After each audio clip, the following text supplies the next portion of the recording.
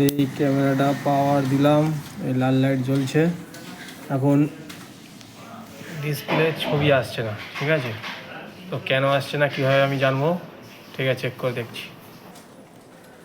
তো আমি ডিসপ্লে চলে গেলাম, ডিসপ্লে যাওয়ার পরে মেনুতে মারলাম, মেনুতে মারার পরে কনফিগারেশান মারার পরে ক্যামেরা মারার পরে এখানে আর আইপিটা দেখাচ্ছে কত, 192.168.2.3। আচ্ছা, এবারে হচ্ছে ডিভিআর আইপিটা দেখবো। ডিভিআর আইপি কী আছে না, 192.168.1। আচ্ছা, এই তিনটে এক সেম করতে হবে, ঠিক আছে? আর এটাকে হচ্ছে এটা আলাদা থাকলেও হবে, এই তিনটে সেম করতে হবে। তো তার জন্য আমি কী করবো, ক্যামেরার আইপিটা চেঞ্জ করে দিতে হবে, ঠিক আছে? তো ক্যামেরার আইপি চেঞ্জ করার জন্য এখানে পেন্সিল আইকন থেকে চেঞ্জ করতে হবে।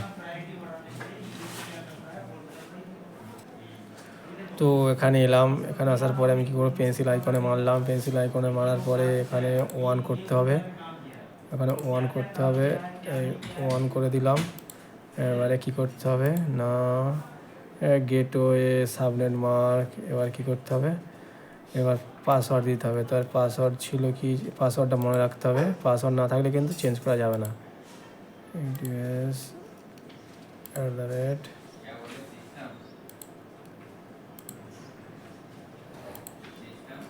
দেখে নেই কী দিচ্ছি।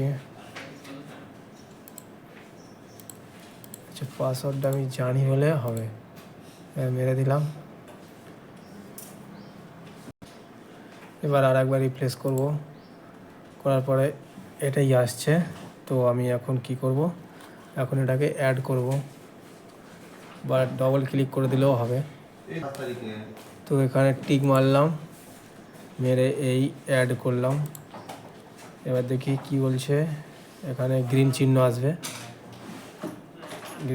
আসবে, আইলে ক্যামেরা চলবে।